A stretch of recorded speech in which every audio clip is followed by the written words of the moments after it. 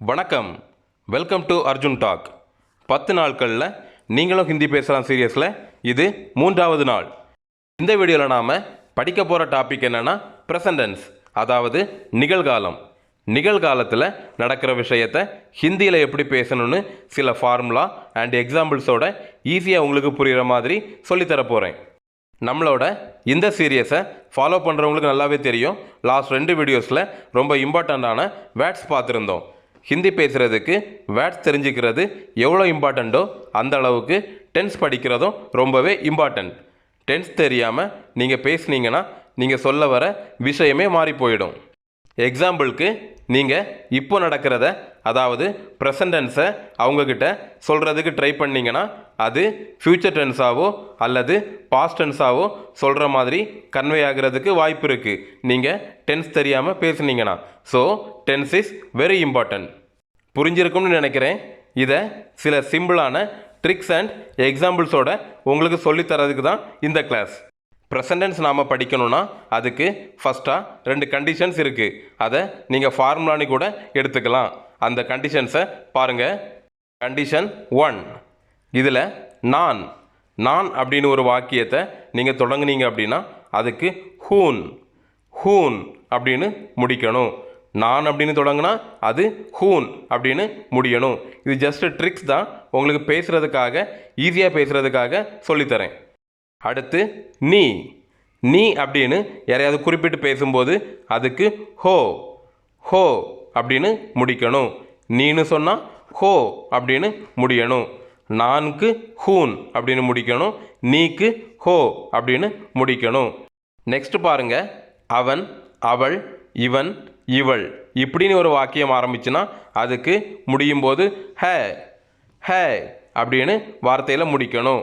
அவன், அவள், இவன், இவள் இதுக்கெல்லாம் ஹே அப்படின்னு முடிக்கிற மாதிரி வாக்கியங்கள் அமைக்கணும். அடுத்ததா அவர்கள், இவர்கள், அவைகள், இவைகள் அப்படின்லாம் சொல்லுவோம்ல, அதுக்கு ஹேன் அப்படின்னு முடிகிற மாதிரி அமைச்சிக்கணும். அவர்கள், இவர்கள், அவைகள், இவைகள் இதுக்கெல்லாமே ஹே அப்படின்னு முடியணும். லாஸ்ட்டாக நீங்கள் அப்படின்னு சொல்லணுன்னாலும் அதுக்கும் முடியும் போது ஹே அப்படிங்கிற வார்த்தையை தான் யூஸ் பண்ணணும்.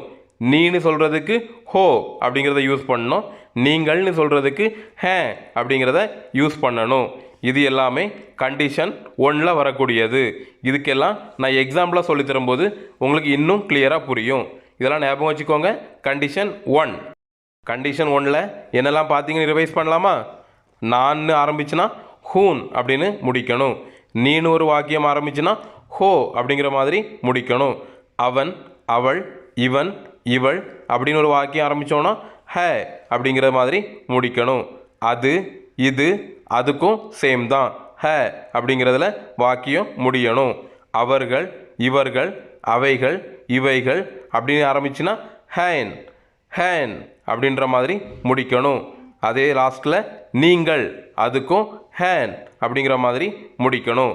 எனக்கு தெரிஞ்சு இந்த வார்த்தைகளில் தான் ஒரு வாக்கியத்தை நம்ம ஆரம்பிப்போம். இது இல்லாமல் வேறு ஏதாவது வார்த்தைகளில் வாக்கியம் ஆரம்பிச்சு அப்படின்னா நீங்கள் அது என்னென்னு கமெண்ட் பண்ணுங்கள். கண்டிஷன் 1 பார்த்து முடிச்சாச்சு. எல்லாரும் ஞாபகம் வச்சுக்கோங்க. அடுத்ததாக கண்டிஷன் 2 பார்க்கலாம்.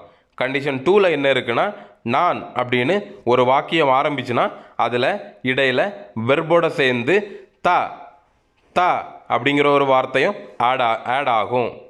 இதில் நான் அப்படின்னு சொல்கிறது ஒரு ஆணாக இருந்தால் இது ஆணுக்கும் பெண்ணுக்கும் டிஃபர் ஆகும். ஒரு ஆண் நான் அப்படின்னு சொன்னாங்கன்னா அந்த இதில் வெர்பு பக்கத்தில் தா அப்படிங்கிற வார்த்தையை யூஸ் பண்ணணும். இதே இது ஒரு பெண் நான் அப்படின்னு சொன்னாங்கன்னா அந்த வெர்பு பக்கத்தில் தீ அப்படிங்கிற வார்த்தையை யூஸ் பண்ணணும். ஆணாக இருந்தால் தா, பெண்ணாக இருந்தால் தீ. புரிஞ்சிருக்கும்னு நம்புகிறேன். கவலைப்படாதீங்க. எக்ஸாம்பிள்ஸ் பார்க்கும்போது இன்னும் நல்லாவே உங்களுக்கு புரிய ஆரம்பிச்சிடும். நான் அப்படின்னு சொன்னால் வெர்பு பக்கத்தில் என்ன வேர்ட் ஆட் பண்ணணும்னு நாம் ஆல்ரெடி பார்த்தோம். இப்போது நீ வச்சு ஒரு வேர்டு ஆரம்பிக்குது அப்படின்னா, நீ வச்சு ஒரு வாக்கியம் ஆரம்பிக்குது அப்படின்னா அதுக்கும் வெர்ப் பக்கத்தில் தே அப்படிங்கிற வார்த்தையை ஆட் பண்ணணும். நான்கு தா அல்லது தீ. ஒரு ஆணாக இருந்தால் தா, பெண்ணாக இருந்தால் தீ அப்படின்னு நம்ம பார்த்தோம். இதில் நீன்னு சொல்லும்போது தே, ஒரு ஆணாக இருந்தாலும் பெண்ணாக இருந்தாலும் தே அப்படிங்கிற வார்த்தையை யூஸ் பண்ணாலே போதும். நெக்ஸ்ட்டு பாருங்கள், அவன் அவள் இவன் இவள் இப்படின்னு ஒரு வாக்கியம் ஆரம்பிச்சது அப்படின்னா அதுக்கும் சேம் தான். அந்த ஆணுக்கும் பெண்ணுக்கும் உள்ள டிஃப்ரென்ஸை கொண்டு வரணும். ஆணாக இருந்தால் வேர்பு பக்கத்தில் தானும், பெண்ணாக இருந்தால் தீனும் யூஸ் பண்ணணும். நெக்ஸ்ட்டு அவர்கள் இவர்கள் நீங்கள், அவர்கள் இவர்கள் நீங்கள் அப்படின்லாம் வச்சு ஒரு வாக்கியம் ஸ்டார்ட் பண்ணோன்னா அதுக்கும் வேர்ப் பக்கத்தில் தே தே அப்படிங்கிற வார்த்தையை ஆட் பண்ணணும். நீக்கு பார்த்தோம்ல, தேன்னு ஆட் பண்ணணும். அதே போல் தான் அவர்கள் இவர்கள் நீங்கள் இதுக்கும் தே அப்படிங்கிற வார்த்தை ஆட் ஆகும் வேர்ப் பக்கத்தில். ஞாபகம் வச்சுக்கோங்க. இந்த கண்டிஷனையும் ஒரு வாட்டி ரிப்பீட் பண்ணலாமா? நான் நான் அப்படின்னு ஒரு வாக்கியம் ஆரம்பிச்சுன்னா அதில் வேர்ப் பக்கத்தில் தா அல்லது தீ அப்படிங்கிற 2 வார்த்தையை ஆட் பண்ணணும். அது ஆண் பெண்ணை பொறுத்து மாறும். அடுத்தது நீ நீன்னு ஒரு வாக்கியம் ஆரம்பிச்சுன்னா தே அப்படிங்கிறத வேர்ப் பக்கத்தில் ஆட் பண்ணணும். அவன் அவள் இவன் இவள் அப்படிங்கிற வார்த்தை வச்சு ஒரு வாக்கியம் ஆரம்பித்தாலும் அதுக்கும் தா அல்லது தீ இந்த 2மே வேர்ப் பக்கத்தில் ஆட் ஆகும் ஆண் பெண்ணை பொறுத்து. நெக்ஸ்ட்டாக அவர்கள் இவர்கள் நீங்கள் இந்த 3 பேரும் வச்சு ஒரு வாக்கியம் ஆரம்பிச்சுன்னா தே தே அப்படிங்கிற வார்த்தையை வேர்ப் பக்கத்தில் ஆட் பண்ணணும். இந்த கண்டிஷன் 2வும் உங்களுக்கு நல்லாவே புரிஞ்சிருக்குன்னு நம்புகிறேன். இந்த கண்டிஷன் 1 அண்ட் கண்டிஷன் 2 அதாவது இதுதான் ஃபார்முலா. இதை நீங்கள் ஞாபகம் வச்சுட்டு இப்போ நான் சொல்லித்தரக்கூடிய எக்ஸாம்பிள்ஸ்லாம் பாருங்கள். உங்களுக்கு ஈஸியாக ப்ரெசன்டென்ஸ் பேசிடலாம். நம்ம வீடியோ உங்களுக்கு பிடிச்சிருந்தா வீடியோவுக்கு ஒரு லைக் பண்ணிக்கோங்க. நம்ம வீடியோவை நீங்கள் தொடர்ந்து பார்க்கணுன்னு ஆசைப்பட்டீங்கன்னா நம்ம சேனலை சப்ஸ்கிரைப் பண்ணி வச்சுக்கோங்க. உங்களுக்கு ஈஸியாக புரிகிற மாதிரி சிம்பிள் சென்டென்ஸாக எக்ஸாம்பிள்ஸ் பார்க்கலாம். நான் வருகிறேன் நான் வருகிறேன் நான் வருகிறேனில் பாருங்கள். இதில் கண்டிஷன் 1ல் வந்து என்ன இருக்குது? நான் அப்படின்னு வந்திருக்குதா? ஸோ நம்மளுக்கு ஹூன் அப்படின்னு முடியணும். கரெக்டாக நான் அப்படின்னு ஆரம்பிச்சுன்னா ஹூன் அப்படின்னு முடியணும் பார்த்தோம். இது கண்டிஷன் 1. கண்டிஷன் 2ல் என்ன பார்த்தோம்? நான் நான் அப்படின்னு ஆரம்பிச்சுன்னா வேர்ப் பக்கத்தில் தா அல்லது தீ அப்படின்னு போடணும்னு பார்த்துருந்தோம். தா அப்படின்னா ஒரு ஆண் சொல்கிறதா இருந்தால் தான்னு வரும், ஒரு பெண் சொல்கிறதா இருந்தால் தீன்னு வரும். இது ஒரு ஆண் சொல்கிறதா கன்சிடர் பண்ணிக்கோங்க, ஏன்னா நான் தான் சொல்லிகிட்டு இருக்கிறேன். ஸோ நான் வருகிறேன் அப்படின்னா மே ஆத்தா ஹூம் மே ஆத்தா ஹூம் அப்படின்னு ஹிந்தியில் சொல்லணும். நான் நான் அப்படின்னா மேன், வருகிறேன் அதுக்கு ஆத்தா ஹூம். இதில் கண்டிஷன் 1 என்ன பார்த்தோம்? நான் அப்படின்னு வந்துச்சுன்னா லாஸ்ட்டில் முடிகிறது ஹூன் அப்படின்னு முடியணும்னு பார்த்தோம். கரெக்டாக முடிஞ்சிருக்குதா? மே ஆத்தா ஹூம் முடிஞ்சிருக்குதுல்ல. செகண்ட் கண்டிஷன் என்ன பார்த்தோம்? வேர்ப் பக்கத்தில் தா அல்லது தீ வரணும்னு பார்த்தோம். நான் ஒரு ஆண் பேசுகிறதுனால இதில் தா அப்படின்னு வந்திருக்குது பாருங்கள். மே ஆத்தா அந்த தாங்கிற வார்த்தை வருதா? இதை தான் நம்ம கண்டிஷன் 2ல் பார்த்தோம். ஸோ கண்டிஷன் 1 அண்ட் கண்டிஷன் 2வை காம்பினேஷன் பண்ணி பாருங்கள். நான் வருகிறேன் அப்படின்னு சொல்லணும்னா மே ஆத்தா ஹூ அப்படின்னு சொன்னாலே போதும். நீங்கள் ஈஸியாக ப்ரெசன்டென்ஸ் படிச்சிட்டீங்க. நான் வச்சு ஒரு சென்டென்ஸ் பார்த்தாச்சு, அது உங்களுக்கு புரிஞ்சிருக்குன்னு நம்புகிறேன். அடுத்ததாக நீ நீ வச்சு ஒரு சென்டென்ஸ் பார்க்கலாமா? நீ நன்றாக பேசுகிறாய், நீ நல்லா பேசுகிற அப்படின்னு சொல்லுவாங்கள்ல, அதுக்கு ஹிந்தியில் தும் அச்சா போல்தே ஹோ தும் அச்சா போல்தே ஹோ. இதில் பாருங்கள், நம்ம கண்டிஷன் 1ல் என்ன பார்த்தோம்? நீ அப்படின்னு வந்துச்சுன்னா கடைசியாக முடிகிறது ஹோ அப்படின்னு முடியணும்னு பார்த்தோமா? இந்த சென்டென்ஸில் தும் அச்சா போல்தே ஹோ கரெக்டாக ஹோன்னு முடிஞ்சிருக்குதுல்ல. ஸோ ஃபஸ்ட்டு கண்டிஷன் அப்ளை ஆகிடுச்சு. செகண்ட் கண்டிஷன் என்ன பார்த்தோம்? நீ நீ வச்சு ஒரு வாக்கியம் ஆரம்பிக்கிறதா இருந்தால் அதில் வேர்ப் கூட தே தே அப்படிங்கிற ஒரு வார்த்தை ஆட் ஆகும்னு பார்த்தோம்ல. இதில் பாருங்கள், தும் அச்சா போல்தே போல்தே ஹோ அப்படின்னு சொல்கிறோம்ல, அந்த போல்தேல வரக்கூடிய தே தான் கண்டிஷன் 2ல் நம்ம ஆட் பண்ணுற வார்த்தை. ஸோ நீ நல்லா பேசுகிற அப்படின்னு நமக்கு யாருக்கிட்டே சொல்லணும்னா தும் அச்சா போல்தே ஹோ அப்படின்னு சொல்லுங்க. அடுத்ததா அவன் அவன் வச்சு ஒரு வாக்கியம் பார்க்கலாமா? அவன் வருகிறான், அவன் வருகிறான். அதுக்கு ஹிந்தியில் வக் ஆத்தா ஹை வக் ஆத்தா ஹை. இந்த வாக்கியம் பாருங்க, அவன் அவன் வச்சு ஆரம்பிச்சிருக்குது. அவன் அப்படின்னா ஒரு ஆணை குறிக்கும். கண்டிஷன் 1 என்ன வந்துச்சு? அவன் அப்படின்னு ஆரம்பிச்சுன்னா ஹே ஹே அப்படின்னு முடியணும்னு பார்த்தோம். இது பாருங்க, வக் ஆத்தா ஹை ஹே வச்சு முடிஞ்சிருக்குதா. செகண்ட் கண்டிஷனில் என்ன பார்த்தோம், அவன் அப்படின்னு ஆரம்பிச்சதுன்னா அதில் வேர்ப் பக்கத்தில் தா அல்லது தி வரணும்னு பார்த்தோம். இது ஒரு ஆண், அதனால் தா அப்படிங்கிற வார்த்தை ஆட் ஆகணும். ஆட் ஆகிருக்குதா. அவன் வருகிறான், வ ஆத்தா ஹே ஆத்தா, அதில் ஆட் ஆகிருக்குல்ல. இது உங்களுக்கு நல்லாவே புரிஞ்சிருக்குன்னு நம்புகிறேன். புரியுதா இல்லையா அப்படிங்கிறத எனக்கு கமெண்டில் சொல்லுங்கள். அடுத்த வாக்கியம் பாருங்கள், அவள் வருகிறாள். அவள் வருகிறாள். இதில் உங்களுக்கு என்ன புரியுது, அவள் அப்படின்னு சொல்கிறதுனால இது ஒரு பெண்ணை குறிக்குது. ஸோ கண்டிஷன் 1ல் அவள் அப்படின்னு ஆரம்பிச்சுன்னா முடியும் போது எப்படி முடியணும், ஹே ஹே. செகண்ட் கண்டிஷன் என்னது, அவள் அப்படின்னு வந்துச்சுன்னா வேர்ப் பக்கத்தில் என்ன வார்த்தை ஆட் பண்ணணும், தா அல்லது தி. அது ஆண் பெண்ணை பொறுத்து மாறும். இது பெண், ஸோ நாம் தி அப்படிங்கிற வார்த்தையை ஆட் பண்ணணும். கரெக்டு தானே. ஸோ நீங்களே சொல்லுங்கள், அவள் வருகிறாள், அதுக்கு ஹிந்தியில் என்ன வரும், வக் ஆத்தி ஹே, வக் ஆத்தி ஹே. புரியுதா.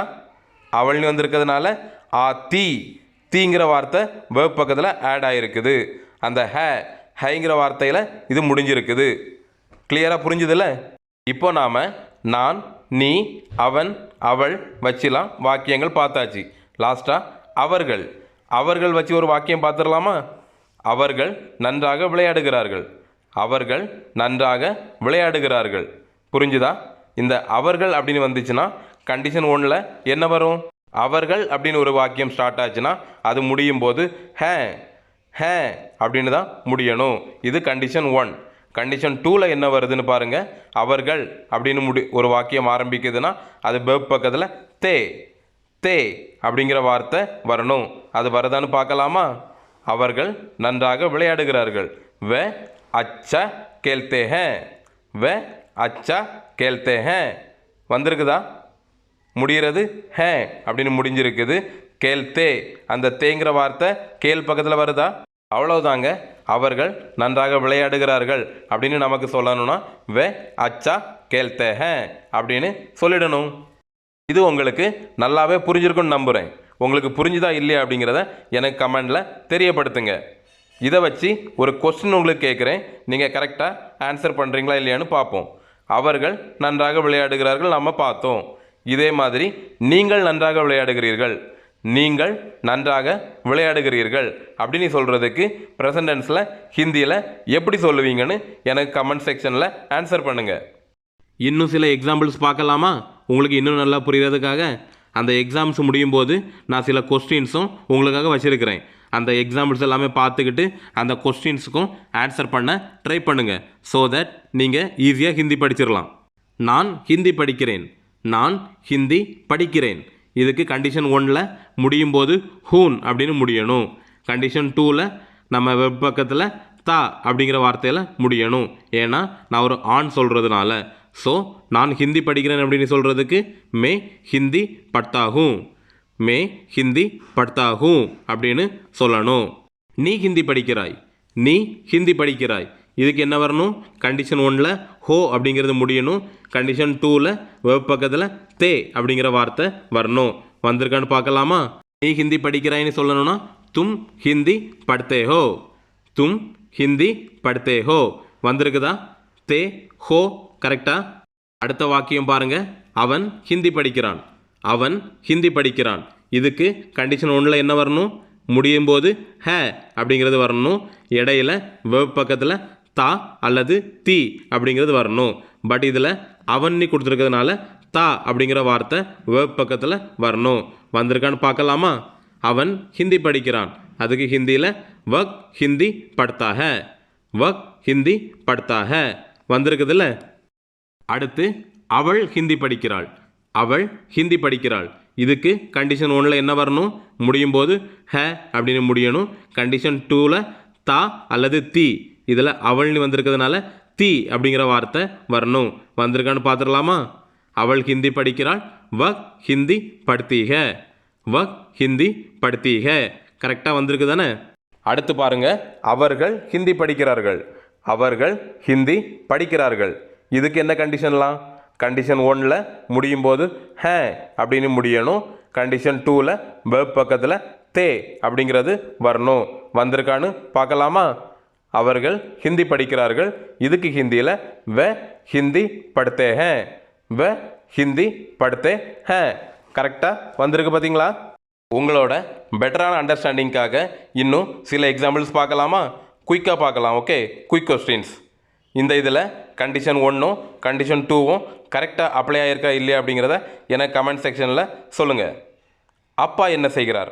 அப்பா என்ன செய்கிறார் அப்படின்னு கேட்கணுன்னா பிதாஜி கியா கர்த்தே ஹேன், பிதாஜி கியா கர்த்தே ஹேன். புரியுதா? நெக்ஸ்ட் பாருங்கள். அம்மா சமையல் செய்கிறார், அம்மா சமையல் செய்கிறாள்.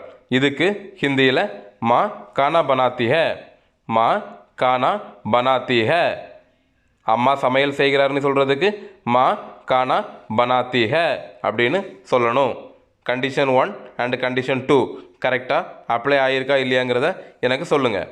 இப்போ நான் உங்களை டெஸ்ட் பண்ணுறதுக்காக ஒரு 3 கொஸ்டின்ஸ் வச்சுருக்கிறேன். அந்த 3 கொஸ்டின்ஸுக்கும் கரெக்டான ஆன்சர் பண்ணுறதுக்கு ட்ரை பண்ணுங்கள். தெரியல அப்படின்னா எனக்கு கமெண்ட் செக்ஷன்லையும் தெரியப்படுத்துங்க. கொஸ்டின் என்னென்னு பாருங்கள். நான் பேசுகிறேன், நான் பேசுகிறேன். இதில் நான் வந்திருக்குது. ஸோ கண்டிஷன் 1 கண்டிஷன் 2வை அப்ளை ஆக்கிக்கோங்க. அடுத்ததாக நீ என்ன செய்கிறாய், நீ என்ன செய்கிறாய். இதில் நீங்கிறதுக்கு கண்டிஷன் 1ம் கண்டிஷன் 2வும் அப்ளை ஆகும். அடுத்து அவள் சமையல் செய்கிறாள், அவள் சமையல் செய்கிறாள். இதில் நீங்களே பார்த்துக்கோங்க. அவள்னு வரதுனால கண்டிஷன் 1லையும் கண்டிஷன் 2லையும் அப்ளை பண்ணணும். அண்ட் அவள் அப்படிங்கன்னு சொல்லும்போது ஒரு பெண்ணை குறிக்கும். அதையும் பொறுத்து நீங்கள் அப்ளை பண்ணிக்கோங்க. இந்த 10 நாட்களில் நீங்களும் ஹிந்தி பேசலாம் சீரியஸில் ஆல்ரெடி நாம் 2 வீடியோஸ் போட்டிருக்கிறோம். அந்த வீடியோ பார்க்காதவங்க இந்த வீடியோ பார்த்துட்டு அந்த வீடியோவையும் பார்த்துக்கோங்க. அதில் நிறைய வார்த்தைகள், ரொம்ப இம்பார்ட்டண்ட்டான எப்போவுமே பேச தேவைப்படக்கூடிய நிறைய வார்த்தைகளும் அண்டு வேர்ப்ஸும் நிறைய சொல்லி கொடுத்துருக்குறேன். அந்த வீடியோவோட லிங்கை நான் டிஸ்கிரிப்ஷன்லையும் ரைட் டாப் கார்னர் ஐக்கான் பட்டன்லையும் கொடுக்குறேன். தேவைப்படுறவங்க யூஸ் பண்ணிக்கோங்க. ஸோ ப்ரெசன்டென்ஸ் இதோட முடிஞ்சது. இந்த வீடியோவில் உங்களுக்கு ஏதாவது டவுட்டோ இல்லை சஜஷனோ இருந்தால் நீங்கள் கமெண்ட்ஸில் எந்த ஒளிவு மறைவும் இல்லாமல் தெரியப்படுத்தலாம். இந்த மாதிரியே பாஸ்ட் டென்ஸுக்கும் ஃப்யூச்சர் டென்ஸுக்கும் வீடியோ போடணுமா வேண்டாமாங்கிறதையும் கமெண்டில் தெரியப்படுத்துங்க. மீண்டும் இந்த சீரியஸில் 4வது நாள் வீடியோவோட உங்களையெல்லாம் திரும்பவும் சந்திக்கிறேன். நன்றி, வணக்கம்.